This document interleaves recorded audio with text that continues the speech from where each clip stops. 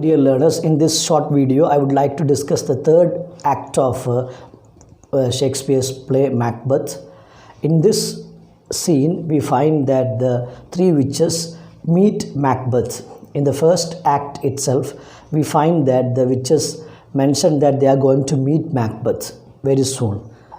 So we find that in this scene, they meet Macbeth in the heath.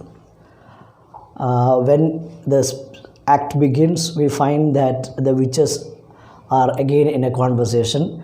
They say that, second witch say that she comes from a place where a lady was having chestnut, and when she asks her to give that, she refuses to do so. So she decides to take revenge on her and her husband.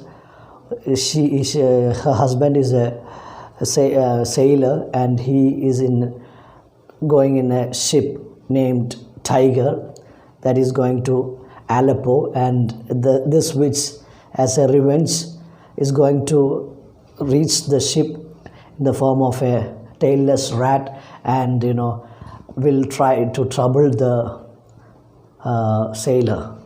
And the other witch says that she will help her in the form of a wind, and they decide to take revenge on this man.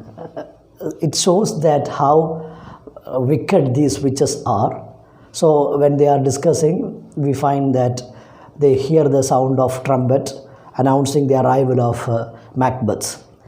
So Macbeth enters with a comment that he has never seen such a foul day in his life. Remember, this is the line that the witches utter when they leave in the first scene. Fair is foul and foul is fair. That is the line that they utter. So here comes Macbeth, and they happen to Macbeth and Bango, they happen to meet three witches. At first, they are not able to understand these characters. They look like women, but they have beard.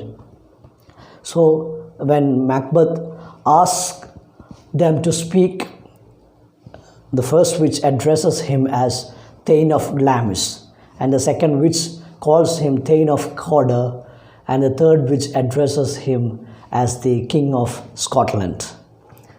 Macbeth was really amazed, surprised to see them, the way they addressed him. First witch called him Thane of Glamis. He is the Thane of Glamis because after the death of his father, he becomes the Thane of Glamis. But he's not the Thane of Cawdor. The Thane is still alive. So how can they call him the Thane of Cawdor? And the third prophecy, that is third which addresses him the King of Scotland, that is something impossible. So Macbeth was really amazed to see the way they address him. And when Bango tries to talk to them, they say that Bango, he will never become the King of Scotland, but his children will become the kings in future. And when Macbeth wants them to explain, they disappear, they vanish.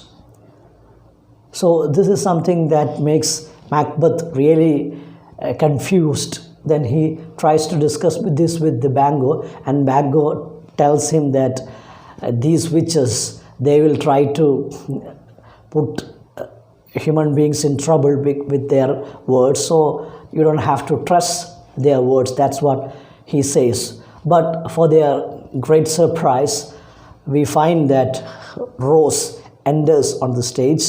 He comes with the news from King of Scotland. We have seen in the last scene that the king decides to give the title of Thane of Cawdor to Macbeth. The man Ross comes here with that announcement from the king. When he happens to hear that, Macbeth again really surprised, because just now he heard the prophecy from the witch saying that he would become the Thane of Cawdor. And he asked he asked Ross why he has called him the Thane of Cawdor. because the man is still alive. But Rose says that the king decides to execute the man because of his treachery.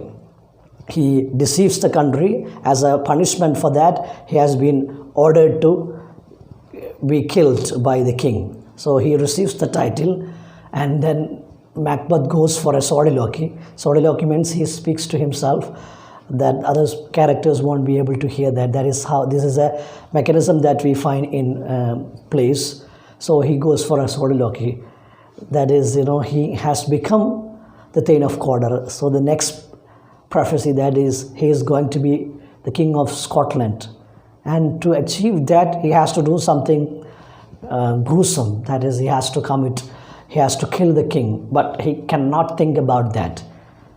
The very thought of killing Duncan frightens him. So he says that if the fate decides him to be a king, let it be like that. He's not going to do anything. So then he tries to again have a discussion with Bango, and Bango about the prophecy. Bango says that these witches are like that. They will try to please you in trivial matters, and in that way they will take human beings into their downfall. And this is what we find in this scene. Macbeth happens to meet the three witches, and their prophecy that he would become the Thane of Cawdor becomes true, and we are going to await for the third prophecy, that he is going to be the king of Scotland, and how this is going to be fulfilled, what are the things that he is going to do, and what happens to Macbeth in the end. These are all what we are going to discuss. Thank you very much, and we will discuss the next act in my next class. Thank you.